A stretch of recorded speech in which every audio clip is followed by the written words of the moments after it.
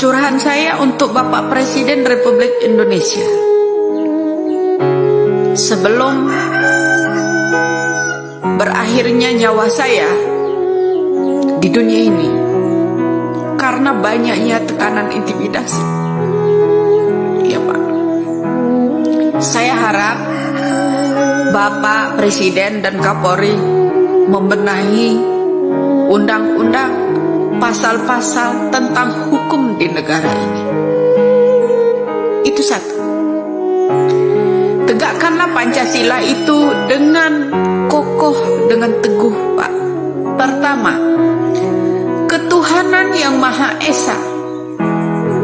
Apabila pejabat-pejabat itu, para hukum itu memiliki Tuhan, saya harap mereka punya Tuhan karena sumpah mereka itu mengatasnamakan Allah.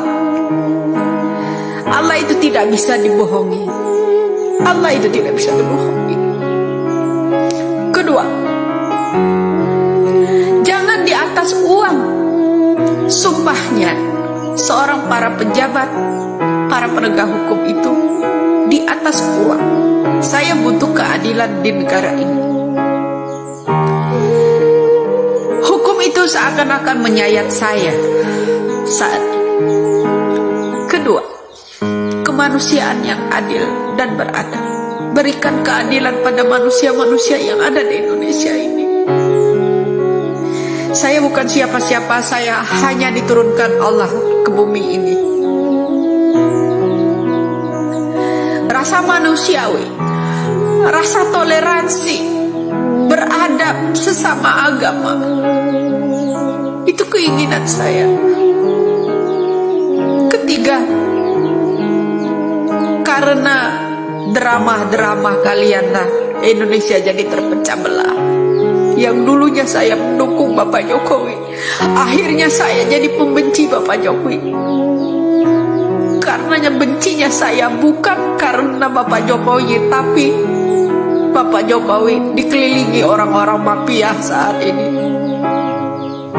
Ketiga, empat, katanya merakyat, tapi rakyat semuanya ditindas. Katanya merakyat, tapi undang-undang diperbaiki hanya menguntungkan semua pejabat yang mengatasnamakan wakil rakyat. Undang-undang hanya berlaku buat orang yang berduit saja, tidak punya Tuhan. Mereka bersumpah di atas jabatan yang mengatasnamakan Allah, tapi mereka tidak takut dengan Allah, itu murka mereka semua. Kelima, saya butuh keadilan.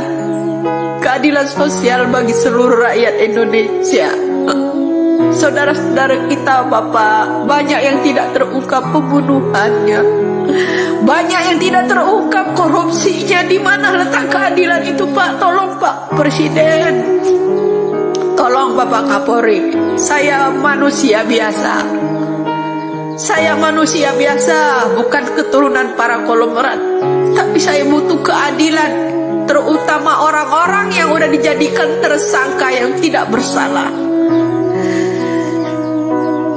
Arwah Vina tetap menghantui mereka. Janganlah gengsi. Saya butuh keadilan di negara ini, Pak. Tolong, dengan logonya negara kita ini memiliki Pancasila, berpegangan teguh, berpegangan erat. Janganlah dipecah belah karena undang-undang kalian. Pertama, yaitu masalah kasus demi kasus. Tidak ada yang terselesaikan dengan murni, semuanya direkayasa. Saya harap arwah ibu saya di sana, uyut saya di sana, seorang pejuang dulunya, semoga bisa membukakan ini semua melalui saya. Mudah-mudahan kalian semua paham apa yang saya inginkan. Doa saya hari ini, pagi ini, agar terkuat segera, agar selesai.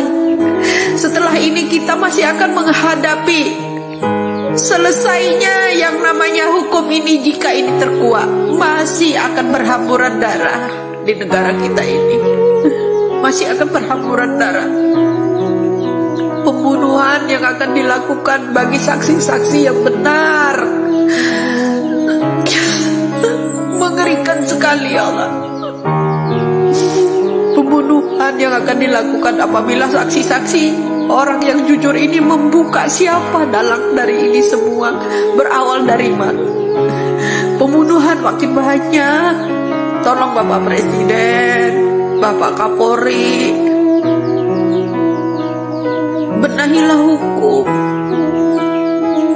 Kuatkan rakyat-rakyat yang memberikan jalan penelusuran. Itu penuh perlindungan, Pak.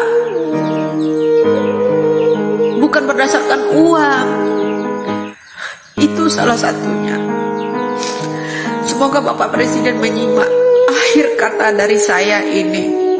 Ya, saya bukan takut. Setelah ini terbongkar, masih akan ada banyak pembunuhan buat orang-orang yang menjadi saksi sebagai kejujuran. Ya, orang-orang yang mengintimidasi saya itu akan semakin kejam, lebih kejam dari ucapan mereka ini, Pak. Itu yang saya lihat. Semoga Bapak Presiden sehat, Bapak Kapolri sehat, bisa menyimak konten saya ini yang terakhir, bicara tentang hukum. Apabila kelak saya diintimidasi, diculik orang, dibunuh orang, apakah Bapak tetap berpangku tangan, diam? Tapi insya Allah, Allah akan membalas itu semua. Allah akan membalas itu semua segera. Saya tidak pernah takut mati. Nyawa saya hanya pada Allah. Ketika saya esok dijemputnya, saya ingin Indonesia ini berlaku adil. Arwah saya tetap akan bicara melalui siapapun itu suatu saat. Terima kasih.